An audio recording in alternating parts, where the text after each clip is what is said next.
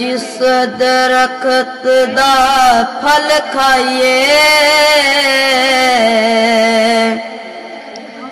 ओ सुक जावे उन्नू वड्डिए ना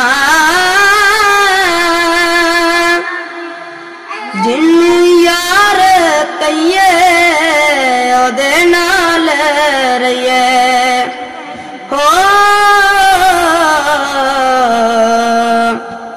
लोकी देन ताने पीछा हटिए ना ते जदो पंड पर मेरी चाल लगे पारत पावे मुसटिए ना